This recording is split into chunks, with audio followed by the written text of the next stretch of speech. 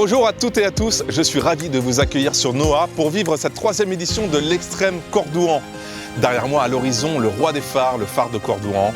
Ici, la plage de Saint-Georges-de-Didonne, en Charente-Maritime, où vont s'affronter pendant 3 jours les meilleurs navigateurs de voiles qui va vite et de voiles qui volent. Au programme, kitesurf, wingfoil, pirogue et autres disciplines que vous allez découvrir grandeur nature. Alors, est-ce que vous êtes prêts pour vivre 26 minutes de sensations et de défis? Allez, je vous embarque, venez avec moi.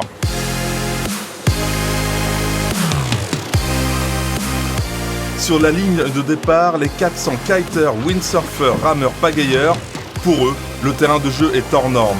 Délimité par le plateau de Cordouan, les baies de Royan et de Saint-Georges-de-Didonne, s'étend l'estuaire de la Gironde, le plus grand estuaire d'Europe. Parmi les élus, Claire Durand entend conquérir le phare de Cordouan. La championne s'est lancée dans la régate en kite foil, une planche tractée par une voile et portée par un foil, une aile sous-marine qui lui permet littéralement de voler au-dessus de l'eau. C'est la 4e année consécutive qu'on vient. On est venu dès le commencement, avant même que ce soit l'Extrême Cordouan. On est des fidèles de l'étape. Voilà, on est 50 cette année, je pense que c'est la première fois qu'on est aussi nombreux. Et je pense qu'il va y avoir un peu de match sur l'eau, là. Il y a de tout niveau, donc je pense que ça va être vraiment sympa. Il nous tarde là. Aller jusqu'au phare, c'est vraiment génial. Petite précision quand même sur le départ. Dans la minute, c'est pavillon noir. Si vous vous situez au vent de la ligne, vous prenez 15 minutes de pénalité. D'accord ? Pensez à être sous le vent de la ligne avant la minute. Très important le briefing, indispensable. S'il n'y a pas de vent, on ne peut pas partir. S'il y a trop de vent, ça peut être dangereux, donc ils peuvent choisir de ne pas nous envoyer. C'est très rare. Il faut vraiment que ce soit à la limite de la tempête. Et puis de savoir un peu l'environnement, quoi, de savoir qu'est-ce qui nous attend. Sur des départs groupés comme ça, il y a quand même de la vitesse, des risques de se croiser. Est-ce que c'est un petit peu, on appréhende un petit peu ce moment-là du départ là ? Ouais, toujours. C'est toujours un moment un peu délicat parce que les kites peuvent s'en mêler. C'est avec son compagnon, Jean-Romain Morel, également compétiteur au niveau mondial, que Claire s'entraîne toute l'année sur le bassin d'Arcachon. Ah, ça y est Claire, c'est la mise à l'eau ? C'est ça. On est à, je pense, un quart d'heure du départ. Donc le temps de réussir à partir. Le vent est un peu faible au bord. Donc prendre une petite marge de sécurité. Et puis... Et là, il y a les conditions idéales là, pour la course ? Ouais, franchement, ouais. C'est parfait, le plan d'eau est parfait, le vent est parfait. Non, ça va être bien. Je pense qu'on va s'amuser, vraiment. Puis à 50, ça va vraiment être top. Non, c'est cool.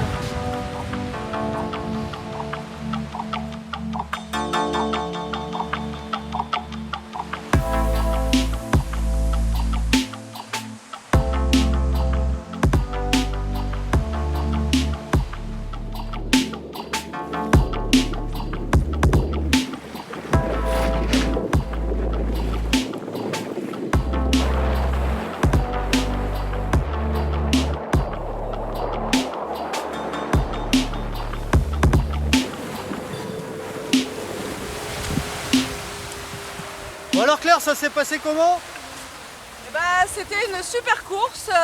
C'était sportif. C'était très long. Le vent était relativement faible, ce qui change un peu d'autres années. Et surtout, il n'y avait pas de houle, donc ça, c'était vraiment super confortable. Et c'était un moment très sympa sur l'eau. Donc c'était vraiment génial. Grâce à une seconde manche également réussie, l'Arcachonnaise se classe première de cette compétition.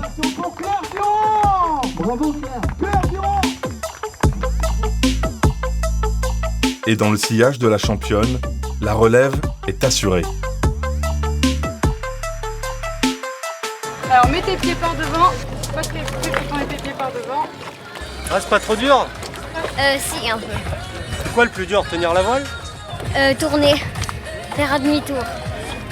Ils sont assez réceptifs à tous ces... Ah oui, ça marche super bien les enfants, c'est comme des chats sur les planches, ça va super bien. On est ici dans le village de l'Extrême Cordouan qui propose des initiations pour les enfants et les grands. Et je suis accompagné de Brieux qui est le cofondateur de l'événement. Salut Brieux. Salut Tim, ça va? Ça va très bien et toi? Bon, ouais, super. On est dans un événement qui est une régate, qui est un événement de voile, mais il y a aussi des stands, des food trucks, des concerts, des initiations. Pourquoi avoir créé cet événement qui est double quelque part? Justement, parce que quand on va faire de la voile, on part au loin et finalement personne n'est là pour nous voir. Alors c'est quelques poissons, c'est cool, mais ça manque de spectateurs. Et c'est quand même le gros problème des régates, c'est que c'est quelque chose qui se passe loin. Et moi, mon envie, c'était vraiment de faire qu'on profite de cet événement pour recevoir des gens, pour leur montrer ce qu'on aime, pour essayer de les initier, pour leur faire découvrir notre milieu, nos passions et tous les nouveaux supports qui existent en ce moment. Donc voilà ce qu'on a voulu. L'idée, c'est de populariser la voile et la navigation, les rameurs et autres embarcations. Ça, c'est pas une idée, c'est un rêve. J'adorerais que tous les Français sachent naviguer, ce serait super. Bon, on va rester humble. Si à Saint-Georges, il y a plus de voileux, on a déjà gagné. On est deuxième littoral au monde derrière les Américains. Et Absolument. c'est vrai que la voile n'est pas si présente que ça, peut-être pour les grandes courses comme la Route du Rhum ou autre. Voilà, Vendée Globe, on connaît. Vendée Globe, La Route du Rhum, on connaît. Mais c'est vrai que sorti de ça, quand on imagine qu'on a des champions olympiques, quand on voit le niveau qu'on a en course au large, quand on voit le niveau qu'on a en funboard, c'est vrai qu'on n'est pas, c'est pas très connu. Alors les Bretons sont un peu plus avec les pieds dans l'eau, les Néo-Aquitains moins, donc il faut qu'on travaille ça. Bon, et comment tu t'es autorisé à te dire que tu pouvais créer un tel barouf, un tel événement? Sincèrement, je pense que c'est une petite bêtise, mais tu sais, la petite bêtise dont tu es fier. Donc non, c'est cool, c'est voilà, l'envie de se dire qu'il fallait qu'on fasse quelque chose, l'envie de se dire qu'on avait un phare au large et que la régate a été marrante si on allait voir ce phare, que la régate, il faut qu'elle soit lisible aussi. Donc contrairement à des régates compliquées, là c'est facile, on part tous en même temps, le premier qui revient a gagné. Donc même pour le public pas initié, on comprend. Donc c'était vraiment cette envie-là, c'était faire quelque chose de simple, nouveau, joli, et puis qui permette justement d'avoir une bonne raison de se retrouver à plusieurs. J'ai encore une question. Ce qui me marque, c'est la nature des embarcations qu'on voit, où on voit un foil, c'est une sorte de dérive qui soulève la planche, et en fait, il y a des gens qui volent sur l'eau. C'est ça. C'est hyper impressionnant et c'est assez peu connu. Pourquoi est-ce qu'avoir mis ces disciplines, est-ce qu'elles sont si populaires? Déjà, elles sont vraiment en train de se développer. On est en train de vivre cette révolution, c'est un coup de bol. Nos parents ont connu que des bateaux qui flottaient. Nous, ça y est, on commence à connaître les bateaux qui volent. Quand tu vis une révolution, soit t'en profites, soit c'est dommage. Donc là, c'est vrai qu'aujourd'hui, tout le monde commence à voler dans la voile légère. Mais même dans les gros bateaux, tu regardes le Vendée Globe, les bateaux volent. Le foil, c'est devenu quelque chose de standard. Et c'est la nouvelle voile. Donc on est en train de la découvrir, c'est génial. Bon, merci beaucoup, je vais te laisser pour l'organisation. Merci, Tim. Et moi, si je retourne, je vais faire quelques tests aussi. Ah, yes. Merci. Talons vers les fesses. On rajoute un peu de coordination avec les bras. Regarde, main droite. 1, 2, 3 et à gauche. Les deux en même temps. Ok. Deux bras droits. Encore. 8, 7, 6, 5. Encore. On va descendre au sol. Mettez-vous en planche. Ouverture des hanches. Pieds droits en droite. Allez, il fait chaud. Ah, c'est le temps idéal là. Ah bah là, c'est temps breton, c'est parfait là. Avec la musique bretonne derrière en plus. C'est compliqué là, ces conditions météo là pour. C'est parfait, il y a du vent. Tant qu'il y a du vent, c'est parfait. On sera mouillé de toute façon. Ouais, Alors, on sera autant dans- mouillé dehors que dedans, c'est pareil. On aura la combinaison, c'est bon, on n'aura pas froid. Et voici le phénomène de cette troisième édition, l'équipe féminine de pirogue polynésienne, le VAA. Elle est bien, elle est bien. Et moi je viens du kayak au départ et voilà, amoureuse de la pagaie simple et on a découvert en échange interclub la pirogue. On s'est découvert les uns les autres et on a rejoint une super team. J'ai découvert la rame en Guyane, je faisais de la rame traditionnelle guyanaise et quand je suis revenue vivre à Bordeaux, en fait, je voulais reprendre la rame et j'ai découvert le club de Médoc Baha, donc je suis tombée bien amoureuse de la pirogue polynésienne et depuis c'est top avec une super équipe de copines et vraiment super. Vous êtes toutes copines en fait, c'est un vrai challenge de monter ça entre copines, ouais, c'est. Alors, on est devenues copines grâce à la rame. On se connaissait pas trop avant. Et alors justement ça favorise un peu l'esprit d'équipe d'être copine en dehors de. Complètement, très forte cohésion parce que du coup beaucoup d'entraînement, aussi c'est dur, faut s'entraîner l'hiver, il pleut, il fait froid, après le boulot on n'a pas toujours envie et du coup voilà Ça crée une forte cohésion et puis de la solidarité entre nous et puis on s'amuse bien, hein, on déconne pas mal entre nous. Vous partirez à l'heure, d'accord? Vous partirez de la plage de Saint-Georges. Vos embarcations sont derrière le village. Est-ce que vous voyez la bouée blanche? Alors, je regarde la mer. Le départ est bien à 12h30 aujourd'hui, puisque l'heure dépend de la marée, donc les parcours, donc c'est vraiment 12h30. Top. Alors le départ est prévu à l'heure? Oui, à 12h30. En plus, les conditions météo ont l'air de s'améliorer au niveau de... Ah bah la du météo, sol. oui, le soleil, oui, il arrive. Après, c'est tout plat. Donc on va pouvoir aller voir le phare. On va voir le Fouras. Non, c'est pas Fouras. Non, c'est un voyage, ça. Les 6 navigatrices du bassin d'Arcachon ont fait sensation sur la plage de Saint-Georges de Didonne. À bord de leur pirogue V6, elles cultivent un esprit de bande et un coup de pagaie très professionnel. Comment ça se passe dans une équipe de 6 pour faire avancer la pirogue? Est-ce qu'il y a une coordination? Il y a un responsable de coordination par exemple? Oui, alors il y a un responsable de coordination, c'est le capitaine qui est généralement en position 3 sur la pirogue. Et puis c'est lui qui du coup donne les changements de côté en fait, parce qu'on rame pas toujours sur le même bras. Donc on fait des changements de côté à peu près tous les 10-15 coups de rame. Et c'est lui qui va aussi donner les ordres pour un petit peu changer les cadences, pour accélérer, au contraire un petit peu ralentir, donner plus de puissance, et essayer de moins perdre possible en vitesse. Voilà. Tout en économisant aussi l'équipe, parce que c'est des parcours qui sont quand même assez longs, 25 km. Donc voilà, il y a toute une réflexion à faire sur vraiment quand envoyer, quand reposer, et voilà, et c'est tout un... Il y a vraiment une gestion d'effort sur des parcours de 25 km comme ça, on ne peut pas aller à fond dès le début. Non, c'est ça. 25 km c'est quand même très long, là en plus il fait chaud, donc il va falloir s'alimenter, il va falloir s'hydrater. Donc c'est le capitaine qui a aussi en charge du coup, de donner les ordres de ravitaillement à toute son équipe. Hâte que ça commence.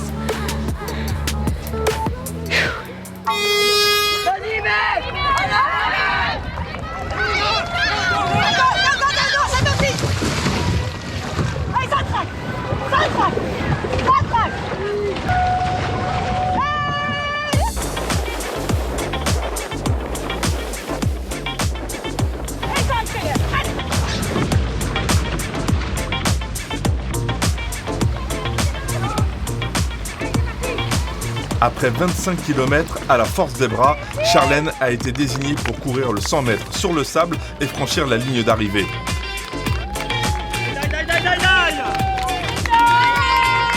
Une prouesse qui classe l'équipe en 3e position.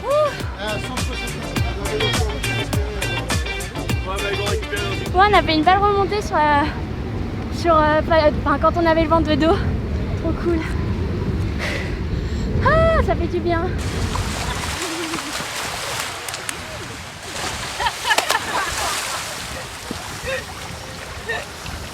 Alors comment s'est passée cette course? Elle s'est bien passée, elle a été difficile quand même, hein, parce qu'il y avait quand même du vent, des conditions qui n'étaient pas très simples à gérer, avec le courant notamment. Ça a été très dur sur la fin, mais on a fait sur le retour là, depuis le phare de Cordouan, en fait on a fait une remontée, on a rattrapé les garçons. Donc on est vraiment très contente de nous là. Ça tire un peu alors? Oh ouais, j'ai une crampe depuis une demi-heure. C'est dur vraiment physiquement, qu'est-ce qu'on ressent alors sur ces 25 km? C'est des mélanges d'émotions dans tous les sens, des gros moments de fatigue, des moments de joie intense et une crampe. Et en même temps, c'est important la cohésion de l'équipe quand on est entre copines comme ça, là, sur un événement sportif qui est quand même difficile physiquement. Hein. La capitaine elle a été top encore aujourd'hui, dès qu'elle sent qu'il y a un petit truc, on change de rythme pour se remettre dans le bain. Les conseils sans arrêt, voilà. Tranquillement sur la scène. Après l'effort, place à l'émotion. Les filles vont revenir avec une médaille dans leur club du Médoc. Alors vous l'avez vu, l'Extrême Cordouan, ce sont d'abord des sensations fortes, une ambiance, un état d'esprit, mais ce sont avant tout des régates. Et j'accueille pour nous parler de ces courses entre professionnels et amateurs, Freddy, le cofondateur de l'Extrême Cordouan. Salut Freddy. Salut. Est-ce que tu peux nous dire un mot sur ces régates qui ont quelque chose de particulier? Parce que d'abord, elles font s'affronter des amateurs et des professionnels. Oui, tout à fait. C'est une régate de longue distance sur multi-support avec du windsurf, du windfoil, du kitefoil, du wingfoil, de la pirogue, de l'aviron. Alors on est en Charente-Maritime. Qu'est-ce qu'elle présente comme particularité cette eau ici, ce bassin? Est-ce qu'il y a une difficulté particulière pour les embarcations? Oui, ici on a un terrain de jeu qui est assez technique du fait qu'on ait des courants, on a des marées, donc on a des courants montants, descendants. Donc ça apporte du petit piment en plus à la compétition parce qu'il faut vraiment prendre en compte ce phénomène-là en plus que l'on ne va pas retrouver sur d'autres spots. Au bout de 3 ans, quel bilan tu peux faire de cette course que tu as cofondée avec Brieux, qu'on a vu tout à l'heure? Au bout de 3 ans, on voit l'évolution déjà de la régate. On sent que ça prend de l'ampleur, que de plus en plus de partenaires s'intéressent à nous. Et donc, c'est motivant. On voit bien qu'on ne s'est pas trompé sur la manifestation qu'on a voulu faire. Et donc, ça nous encourage pour les années à suivre. D'accord. Merci beaucoup, Freddy. Bon, moi, je vais retourner sur la plage parce que je crois que je vais essayer notamment le wingfoil. On a vu avec nos champions, là, nos coureurs. Ça me tente vraiment. D'accord ? Très bien. On y va. À tout à l'heure. Merci. Ciao.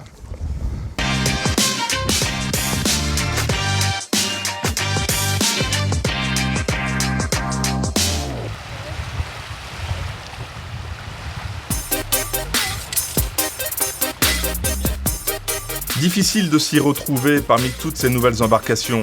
Ce qu'il faut retenir, c'est le fameux foil. Un foil, c'est une aile positionnée sous la planche et profilée de façon à engendrer, par son déplacement dans l'eau, une force de portance qui agit sur sa vitesse et sa stabilité.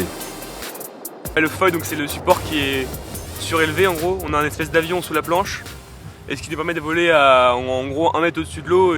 Parce qu'en foil, pour le coup, on n'a pas le contact de l'eau. Ou alors quand on l'a, c'est mauvais signe, c'est qu'on s'est boité. Mais ouais, c'est vraiment une sensation de vitesse et surtout de... Enfin, on a l'impression de... Comme, je sais pas comment expliquer, mais on a l'impression de voler, quoi. D'être au-dessus de l'eau. Et c'est vraiment hyper bien à chaque fois, on s'en lasse jamais. Benoît Mercer, champion du monde jeune en funboard, navigue cette année en windfoil, une passion qu'il partage avec ses études d'ingénieur. Moi en fait, en gros, pour faire simple, du lundi au mercredi, j'ai cours toute la journée, de 8h à 18 ou 19h, ça dépend. Et ensuite, du jeudi au dimanche, là je m'entraîne autant que je peux sur l'eau. Bon, le but c'est de faire le mieux que je peux, pas avoir de regrets. Et après on verra, si je peux faire quelques étapes de la Coupe du Monde adulte, je ferai avec plaisir, mais enfin, je compte pas forcément en vivre, je compte faire ça surtout pour le plaisir, quoi. Je veux pas que ça devienne un enjeu trop important.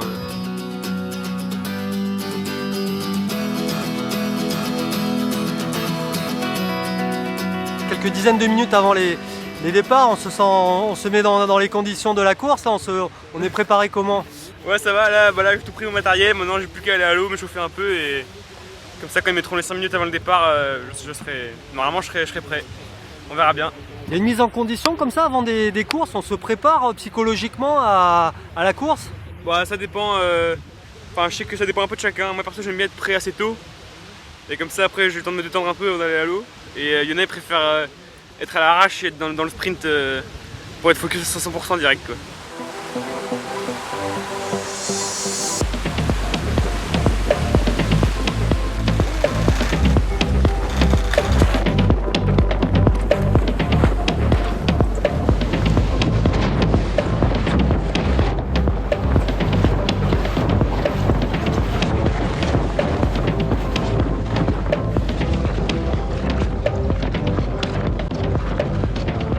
C'était pas mal, environ 1h20 de manche.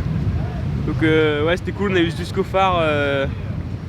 Il y avait entre 8 et 15 nœuds, donc, mais ça va, c'était sympa. Une bonne bataille avec les autres, c'était cool. Le phare est pas mal, pas de quoi se plaindre. Malheureusement, une casse de matériel lors de la seconde manche a handicapé le pensionnaire du club du Pilat, qui se classe 21e sur les 65 planchistes en lice. À tout juste 14 ans, Félix Dary est le nouveau prodige du wingfoil qu'il pratique au large des Sables d'Olonne. Tu vas être fatigué quand tu vas aller sous l'eau là? Bah oui, c'est l'échauffement, hein, de gonfler la wing. T'as combien de temps que tu pratiques ce sport là? Depuis 1 an. Un peu depuis que ça existe en fait. C'est très récent comme sport. Toi, t'as découvert ça comment du coup? Par des vidéos sur internet en fait, de wing, ça faisait rêver. Du coup, je me suis dit que j'allais en faire. C'est ta première participation? Non, j'ai déjà participé l'année dernière, mais ça n'a pas très bien marché parce que je commençais tout juste, donc j'ai pas réussi à finir tout le raid et c'était un peu compliqué pour moi, mais là je compte faire mieux. C'est quoi qui te plaît dans le foil? C'est ce côté, le fait de voler un petit peu au-dessus de l'eau, cette sensation, il y a des sensations différentes? Oui, c'est ça, et aussi ça va vite, ça fait pas de bruit, et vraiment c'est assez magique comme sensation. Son embarcation, le wing foil, est constituée d'une planche équipée d'un foil et tractée par une aile qui ressemble à un grand cerf-volant. C'est déjà sport avant d'arriver dans l'eau, hein? Ah bah oui, hein. C'est l'échauffement.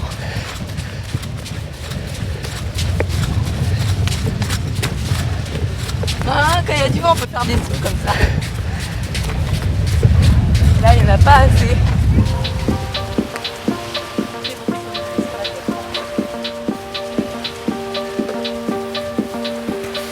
T'es sûrement un des participants les plus jeunes là, de la course. Hein. Est-ce que oui. Tu penses que tu as assez d'expérience pour te frotter un peu aux autres là? Bah justement, c'est que je sais pas trop.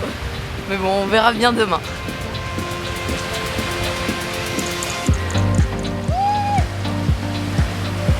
Apparemment, c'est de famille hein, les sports de glisse. Hein. Ah oui, ses frères qui en font aussi. Par faible vent, Félix a dû tirer les bords et jouer de malice pour prendre un peu de vitesse. La course est technique, il faut composer avec les marées, les courants montants et descendants.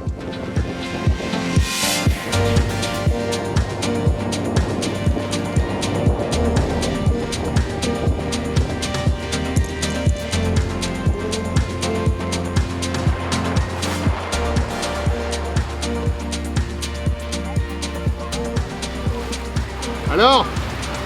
Bah ça va super, c'était cool sur l'eau, il n'y avait pas beaucoup de vent. Du coup il fallait pomper et c'était super physique. Mais je suis content là, je suis content d'être bien arrivé. Ouais, il y a un moment j'ai pas volé, du coup j'ai perdu beaucoup de temps, mais sinon le reste c'était cool, mais très physique. Félix, 14 ans. Le jeune Félix termine 2e au classement général, une performance qui le projette désormais parmi les meilleurs espoirs mondiaux. Vous voulez pas me faire une petite danse là? Allez, une petite danse, allez.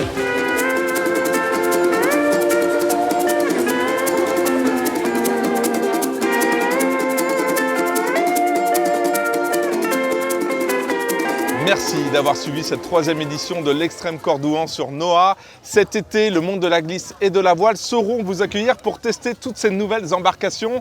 Maintenant, à vous de jouer et de vous jeter à l'eau. À bientôt. Nos championnes et nos champions de Nouvelle-Aquitaine ont tous fait la différence lors de cette compétition. Quant à l'Extrême Cordouan, il s'est résolument installé dans le haut niveau de la glisse et du nautisme. Un pari réussi pour tous ces passionnés de sensations fortes et de transmission.